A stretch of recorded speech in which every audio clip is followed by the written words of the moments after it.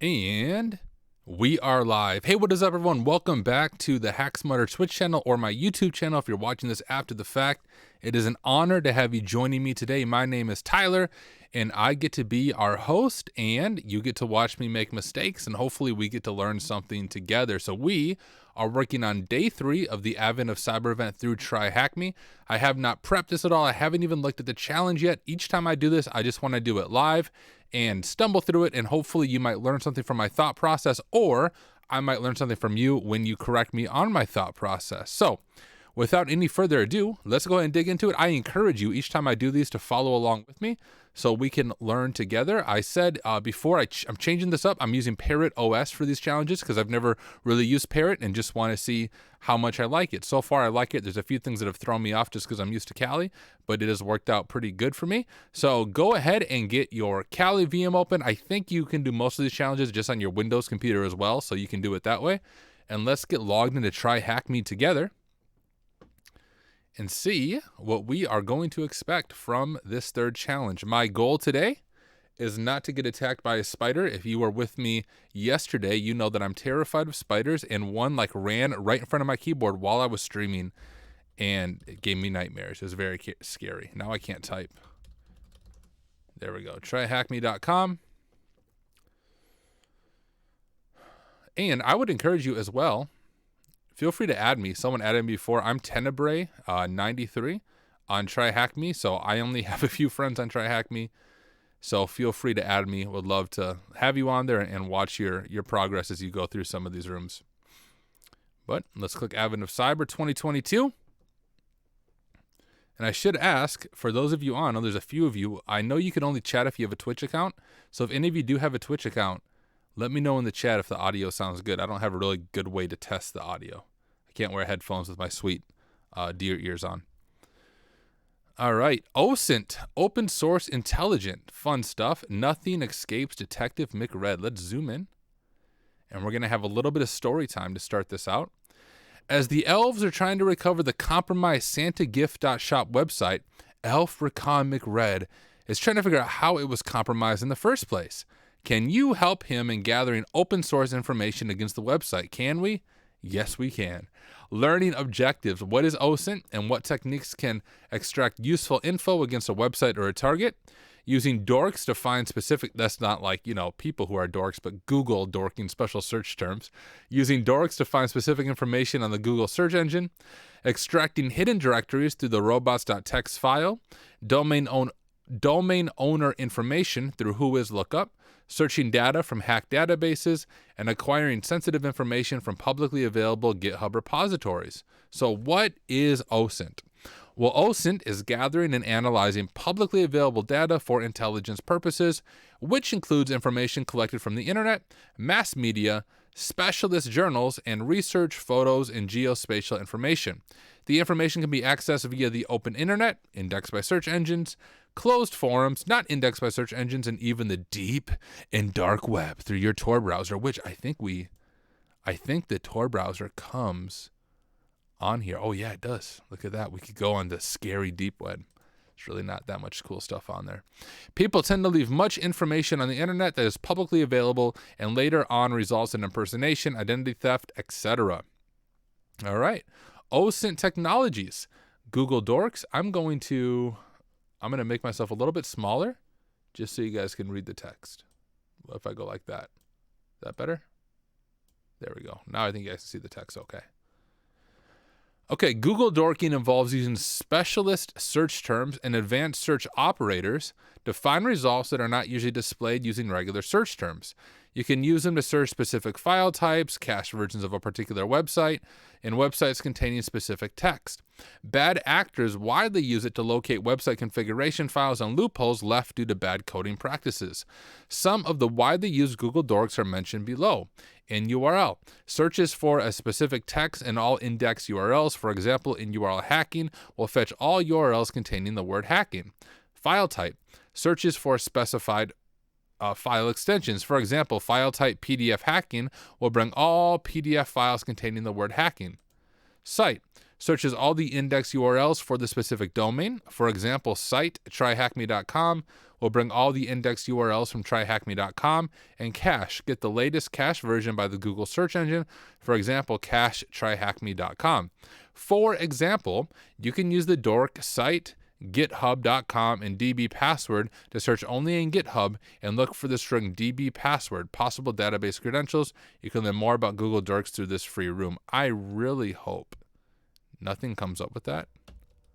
Let's find out, shall we? Okay, this is just saying what you have to do. The above method sets that. MySQL user db password. Using DP password that contains that. Database. Ooh. That looks like it might be a little juicy. Bad practice, right? Don't do this. Don't store it in your GitHub. Bad idea. You can learn more about Google Dorks through this free room. Check it out if that interests you. You can also, if you just go like cheat sheet, and we could even do, yeah, here's GitHub. I spent one night just doing this, right? Just seeing what I could find. There's some interesting stuff you could find, some open things that shouldn't be open. But if you Google around, you can find more stuff here. It looks like we have OSINT services. Oh, what is this? So this is bookmarked by Parrot OS. Air and space tracking, land and sea tracking, camera tracking, and search engines. Huh. Let's go. Let's see what this is. This is totally not part of the TryHackMe thing, but online surveillance cameras. Let's see what's going on in Tokyo. Okay. Well, not much is going on in Tokyo.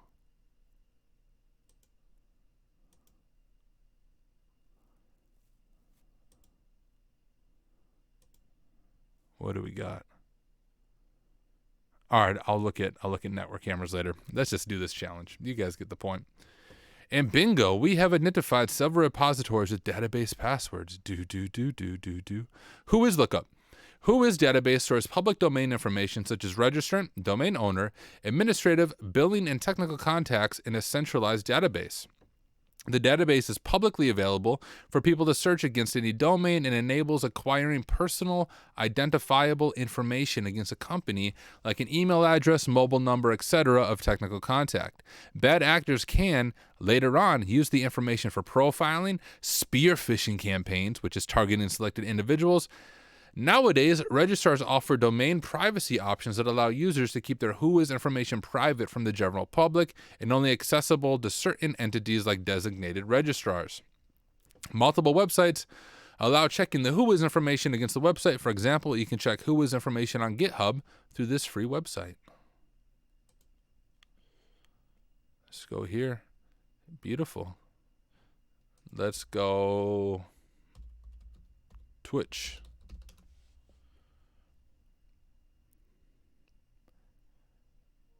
All right, Twitch. Oh, that is already registered. Well, I don't want to register. WHOIS information? Mark Monitor. We have some status stuff. We have our name servers there. We have our similar domains. And here you can see everything's redacted for privacy, just like TryHackMe was talking about. Okay, let's keep moving. Robots.txt. The Robots.txt is a publicly accessible file created by the website admin and intended for search engines to allow or disallow indexing of the website's URLs. All websites have their robots.txt file directly accessible through the domain's main URL. It is a kind of communication mechanism between websites and search engine crawlers. Since the file is publicly accessible, it doesn't mean anyone can edit or modify it. You can access robots.txt by simply appending robots.txt at the end of the website URL. For example, in the case of Google, we can access a robots.txt file by clicking this URL. And if you ever do any CTFs, this is usually something you should check. It's not as common now, depending on the difficulty of the box, but often you'll see a hidden directory there, which is your next step, right? So there's Google's. Things you're not supposed to be indexed, things that are indexed, all that good stuff. What the heck is, like, if we go to, what's JSky?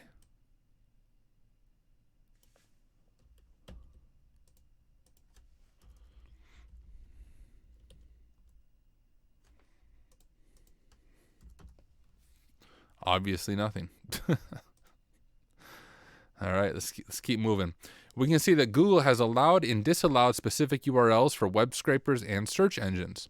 The disallow parameter helps bad actors to identify sensitive directories that can be manually accessed and exploited, like the admin panel, logs folder, etc. Breach database search. That sounds fun. Major social media and tech giants have suffered data breaches in the past. As a result, the leaked data is publicly available and, most of the time, contains PII, personally identifiable information, like usernames, email addresses, mobile numbers, and even passwords. Users may use the same password across all the websites. That enables bad actors to reuse the same password against a user on a different platform for a complete account takeover. Many web services offer to check if your email address or phone number is in a leaked database. Have I Been Pwned is one of the free services. And I've used this. Actually, I have an API that you can plug into. So I'm not going to type my phone number in here, obviously. Expose my phone number on the internet. Let's see. Let's look at passwords. Let's think. My password is obviously password 1234. Let's see how many times that's been pwned. Oh no, 36,000 other people have used my personal password. That's crazy. We go to let's go to domain search. Allows you to find all email addresses on a particular domain that have been caught up in any of the data breaches currently in the system.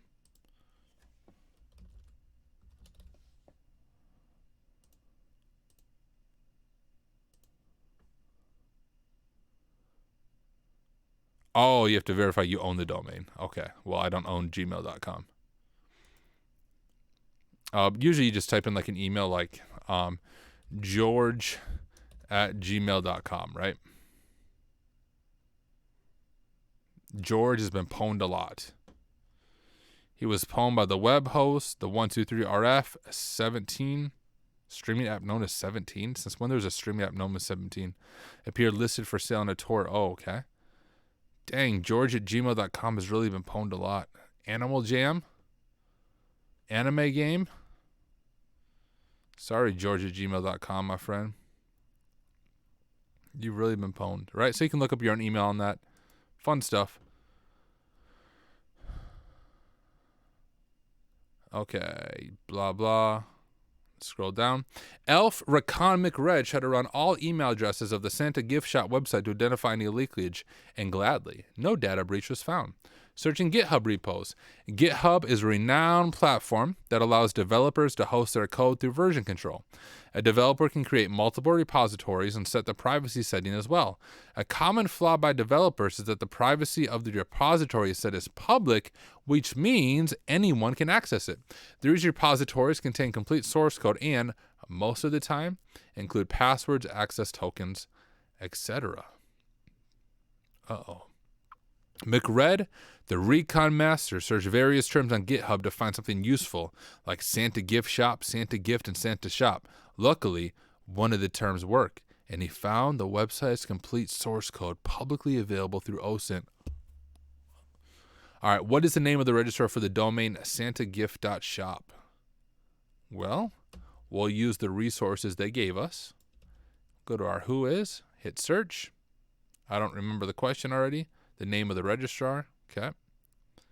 And it's Namecheap. Don't know if they want Namecheap or Namecheap Inc. We'll find out. Oh yeah, Namecheap Inc. Find the website source code on GitHub and open the file containing sensitive creds. Can you find the flag? I bet we can. See if we can find it. We'll try Santa Gift Shop first. Ooh, source code of santagift.shop. And we need to find the sensitive creds. And they're often in WP config if it's a WordPress site. We'll see if I am right. Yep, there's our password. Santa is a good boy prod.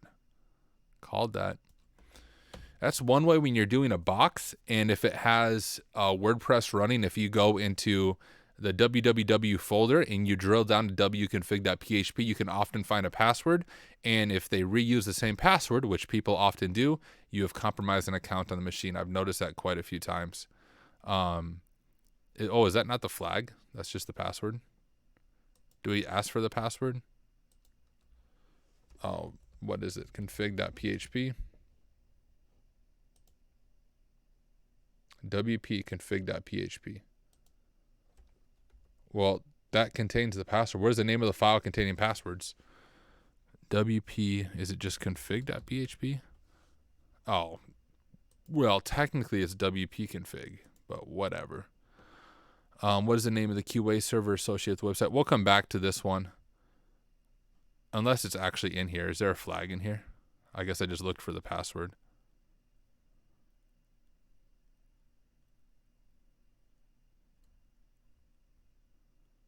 No? Okay. We'll find that later. What are the other questions? What's the name of the QA server associated with the website? We saw that right here.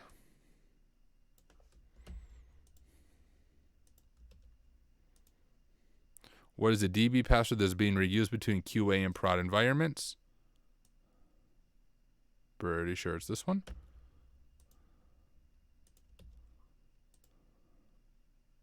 Oh. Yeah? Santa is good boy prod. Oh, that's prod. Oh, that's QA. Is it just this?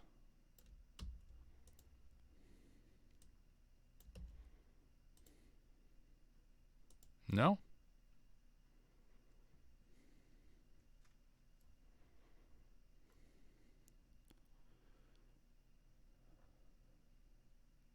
Well, let's look around other stuff. What do we all have here? Oh, here's config.php. Maybe this is where I'm supposed to be. Oh, there's the flag. I see. Well, usually it's WP config if you're doing a box, I've noticed. That's where you're going to get some creds. Let's throw that in there. And then is a DB password here as well in config? DB name, DB password, Santa 2022. I bet that's the password. That's QA and then prod. Yeah, so that's the password that's being shared between the two of them.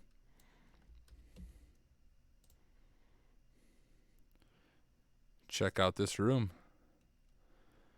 And there it is. Do we complete them all? Yeah. There we go, ladies and gentlemen. We have completed day 3 of TryHackMe's Advent of Cyber Challenge. As I shared before, these are short little challenges. I'm not streaming long because I got the OSCP coming up this week. Can you guys believe that on Thursday I will be taking the OSCP? But I will do my best to stream here most nights just to walk through these challenges. Hopefully you learned something. Hopefully I learned something through this process. So thank you guys for hanging out with me for just a little bit this evening. Thank you to TryHackMe for creating the Advent of Cyber Challenges. Thank you to all the creators of these rooms. I enjoy them. Excellent work. And I will catch you guys later. And yeah, HunterBot, Thursday, man. OSCP's on Thursday, reports on Friday. Hopefully I pass. But I will be back tomorrow night to do day 4 of the Advent of Cyber Challenge. And I will see you guys then.